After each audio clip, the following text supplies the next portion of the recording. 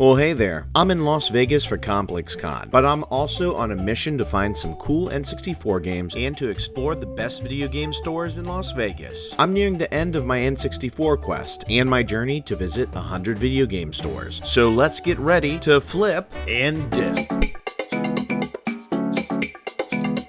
Flippin', dippin', neon shine, Vegas hustle, the quest is mine.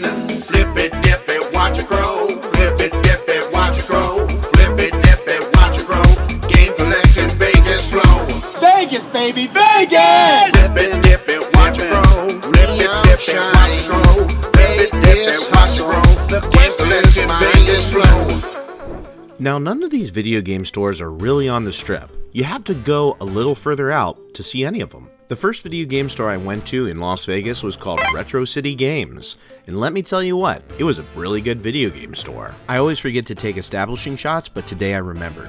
It was a little big store. There's a lot of square footage in here, about the size of maybe like 3 GameStops, maybe 4, but what they packed in was crazy. This place was absolutely filled to the brim with really great stuff. Now, I had no expectations for Vegas. For example, I didn't expect to see every single US Wii U just chillin'. Most of these consoles were priced at $100 plus under price charting, which was absolutely wild. I have a complete US Wii U set, and let me tell you this, they had things that I don't even have. This was like a Scott the Woz level find. Apparently a very big collector in the area just moved to San Francisco, so he ended up giving most of his collection to this store. Like, I need this Blaster Master Zero, but I didn't pick it up because it was $70 and I needed to buy other things here. I need Worms Armageddon to complete my N64 set, but I'm not counting the LGR version because, I don't know, it's kind of like a repro. Again, I was absolutely overwhelmed by this place because shelf after shelf was just filled with very rare things that were all under price charting. Usually I'll go through an entire store and maybe find 1 or 2 things that I'm kind of interested in. I was interested in most of this store. I've been wanting to pick up a Handy Boy forever because I think that's a funny name, but I left it here. N64 games are actually kind of hard to come by in Connecticut, but I ended up finding multiple areas in this store that had N64 games that I needed. There was also things I had to look up, like I didn't know about this Toys R Us variant, but the main difference is it has this watch right here. That is minty for an N64. It's crazy minty for such a rare N64. These right here were some of the heavy hitters, games that I've been looking for a very long time. I ended up picking up quite a few of them.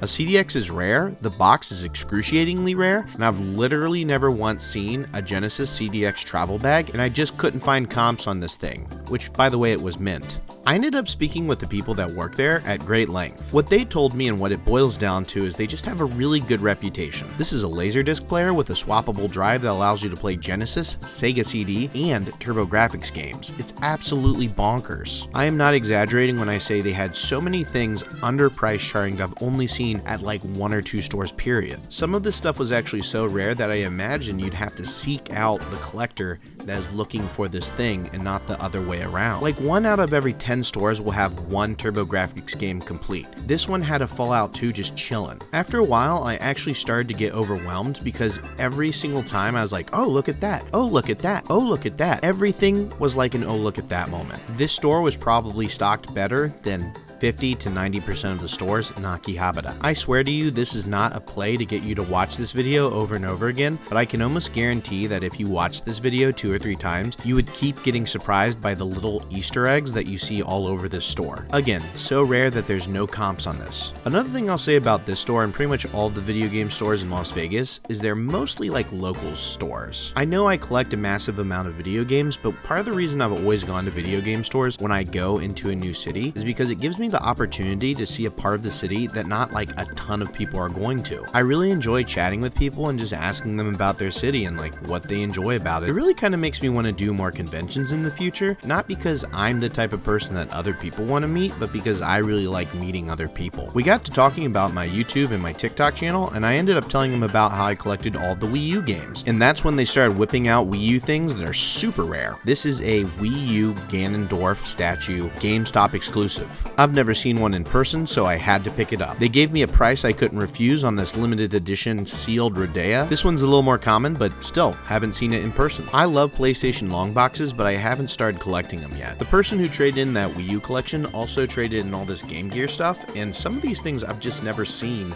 in a box, which was just pretty cool and wild. Other than the battery life, the Game Gear was truly underrated. By the way, a lot of the places in the city that you'll go to get video games are pretty far out there, so you might want to be certain to call your Uber well before you're trying to leave. They also had a ton of comic books, but I didn't even touch on that. This store was absolutely phenomenal, filled with S-Class tier, Grail level finds all over the place. Most of the time when I find a store that has inventory even close to this, it's because they're way overpriced. Everything I wanted was below price charting, they had great deals across the board, and the staff was very friendly and knowledgeable. I had zero expectations for video game stores in Vegas, but after going here, I probably went to one of the best video game stores in the US, period. It may have just been the timing, it might have been just because they saw some trade-ins, but I cannot recommend going to this place enough. Every single time I think I'm out of Wii U collecting, it keeps pulling me back in. The first thing I got was this special edition that was a variant that I don't have, and this Ganondorf limited edition GameStop find. What makes this particular copy super interesting and a little bit more rare is this "Do Not Sell Nintendo of America Employee Purchase" sticker on the bottom. I'm sure if I lived in Seattle, Washington, I'd see these more often, but I've literally never seen this sticker once ever. I got 6 more N64 games, including some heavy hitters, which takes me down to 56 N64 games left till I get a complete N64 set. Now, as you can tell from the name, Zia Records is clearly a video game store. Now, I'm just funning with you. They are clearly a record store, but they have video games, so I'm counting it. Now, in addition to loving video games, I just generally love physical media, so this type of store is something I'm totally into. In terms of video game selection, it actually kind of reminds me of a Third and Charles, but like way more and better prices. Across the board on consoles, they actually had pretty decent prices, but I didn't want to carry a console home. I remember buying this game when it first came out. I really love Yu-Gi-Oh! This store had a bunch of very common titles. Nothing was sticking out to me, but if you're just like looking for something, you might end up finding it here. One of the games I was looking for was Piglet's Big Game because of the whole Silent Hill crossover thing, and I feel like this is the type of store that might have that game underpriced. If you're a big DVD or record person, this place is for you. There's just like so much of that here. I also saw a fair amount of collectibles here and there, which is really nice. Mixed in with the retro stuff was a whole bunch of like third-party retro new things, but then in the middle of that was some older stuff as well. It was interesting, but it was worth digging. I ended up looking through the dollar movies, and I found this movie called The Aristocrats, which is just like a comedian's movie. If you like the craft of comedy, you might like this. And again, if you're into physical media, this is really the place for you. There's just so much stuff here, and you could look around all day. I wanted to give the video game section just one more look, and I didn't end up actually finding anything. Even though I did find this copy of Marvel vs. Capcom 3, I am looking for the Ultimate version, so I ended up leaving this one here. I can't help but look at the Wii U selection, even when I know there's nothing there. Though that's a pretty solid game at a decent price. Their N64 selection was very small. This was about it, so I left it there. That Black Sabbath shirt was really awesome. $300, probably worth that, but I left it there too. This is probably the filthiest movie I've ever seen, and you'll never be able to look at Bob Saget the same way. I also ended up getting this copy of The Far Side, Hound of the Far Side, because I talked to an Uber driver, and we talked about how people don't read enough. There's a running joke with my guy friends that no matter where I go, I end up at a mall, and that's exactly where I was. Right next to this round one was another Retro City Games. The first one was so good, I had to go to a second one. So yeah, that's what I did. Now this one was a mall store, so it was closer to the size of a GameStop. Maybe like a GameStop and a half. I also noticed this character that I really didn't notice the first time. When I was in Japan in March, I kind of regretted not getting this double copy of Bayonetta 1 and 2. So I ended up picking this up. They had a smaller selection of N64 games, especially when you compare them to their other store, but there were some games in here that I needed. I don't know if I'll ever go for a complete in-box N64 set, but you know, honestly, I might. Many aficionados of Super Street Fighter 2 Turbo will say that the 3DO version is the best one. I will say that Cannon Fodder is a fun game, but it's probably better on PC. I think it's wild that this is the second CDI bundle I've seen in one day. I bought this game as a kid, but I remember being freaked out by the return policy that if I opened the game, I couldn't return it, so I just ended up not opening it and returning it. This is one of a very few NES dirty games. They had an interesting selection of CIB, homebrews, and real, NES games. There are only 10,000 copies of this gold version of Punch-Out, and half of them were given away as prizes. They ended up having a stack of N64 games that they hadn't sorted through, so I got to look through them to see if I could find anything. This Neo Geo Pocket Color was just chillin', which is neat. I don't collect big box PC, but I almost got this Duke Nukem expansion set just because it looked so cool. I mean, it's definitely a little expensive for a cool box, but like, look at this shirt. It was for like a child's large. It was $100, but this graphics are just so cool. It'd be really cool to put in a frame. This is one of those situations where this thing is so rare that eBay comps can't really price it. And you know, speaking of rare consoles, I wasn't really going for like TurboGrafx-16 today, but they had so much TurboGrafx stuff. Honestly, this is just another reminder that the Analog Duo is such a good deal. I don't know if I can definitively say that Shantae and the Pirate's Curse is the last 3DS game, especially because it's really just a re-release. I've never seen one of these new, like ever. I really love the 3DO. I've been looking for a copy of Blaster Master, but the special edition version is actually cheaper than when I've found it loose. I was also completely impressed by their Nintendo 3DS prices, especially because these are all complete in box. I know that Nintendo 3DS has gotten more and more expensive, and these are still expensive, but like complete in box, not so bad. They also had some heavy hitter Genesis games just chillin'. I've always thought that this game right here has just the coolest cover, but I don't think I've ever actually played Shadow Dancer. I always love seeing a little Sony Trinitron TV. This one's neat. If I hadn't just been to their other location, I probably would be blown away by this one. If you only have the chance to go to one of their locations while in Vegas, I would go to the other one. But this one's still really great, especially if you're trying to do just like mall stuff with family anyways. I don't know what it is about this trip, but my Wii U senses are tingling. I would personally consider this kind of like a variant of the US version, even though they're like very similar. I just think it's cool that they both have their own cases, Bayonetta 1 and Bayonetta 2. The other big thing I got was this Blaster Master Zero.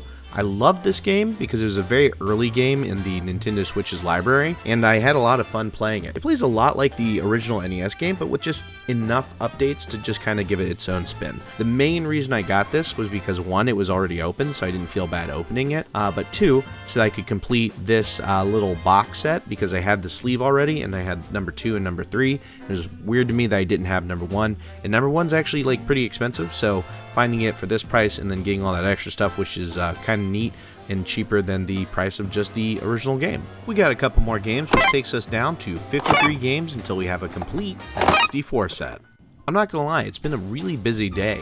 I hopped on a plane to get to Vegas super duper early, and I went straight to these video game stores because I had a ton to do today.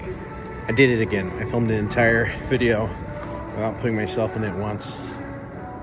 But yeah, this is the end of it. I went shopping. Or maybe it's the Millvale. I'll go to another video game store tomorrow. But yeah, ended up at this mall.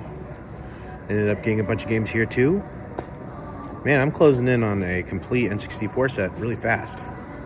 I just want to impress upon you that the Ubers in Vegas don't tend to hang around the malls because that's not really where the tourists go. So it's just like a weird place to be. You'll end up waiting for like 20 minutes to get an Uber. So yeah, just letting you know, you live your life, okay? I'm not gonna lie, Vegas is kind of a lonely place to go alone, but it was made better by the fact that all the Uber drivers were super duper friendly. It's really nice to learn something about somebody new. After chatting with a bunch of Uber drivers, I came to the conclusion that 1, I should call my parents more, 2, I should hang out with my friends more. A boys trip might be expensive, but it's worth it because you don't have that much time with your friends. I ended up getting this enormous breakfast and then going over to We Play Games. While I usually avoid being critical, I felt the need to provide some constructive feedback. First, I understand that pricing can be higher than online platforms due to overhead costs, but I found several video games priced around 50% above price charting, which felt excessive. Plus, higher priced games didn't have visible price tags, likely requiring a price check at the counter. While I recognize Las Vegas has higher operating costs, I've seen stores here that offer great value, proving it is possible. I'm not discouraging anybody from visiting We Play Games, especially if you're interested in games and board games. However, I can't currently recommend it based on my experience. I hope that the store considers adjustments, as I'd love to recommend it in the future. At the end of the day, if you can only visit one video game store in Las Vegas, I can't recommend that you go here. Now I'm going to be honest, I have egg on my face for this last store. It's called a Grand Line, and unfortunately, it's not open on Sunday or Monday. I just didn't read the Google Maps right. So if you're going to go here, plan to go on a Saturday. I'm not going to give this store a rating because I didn't go to it, and it's not their fault. It's my fault for not reading it right. It was funny ending up in the middle of a desert though. If you liked this video, you should definitely check out my ComplexCon video. That's why I was in Vegas.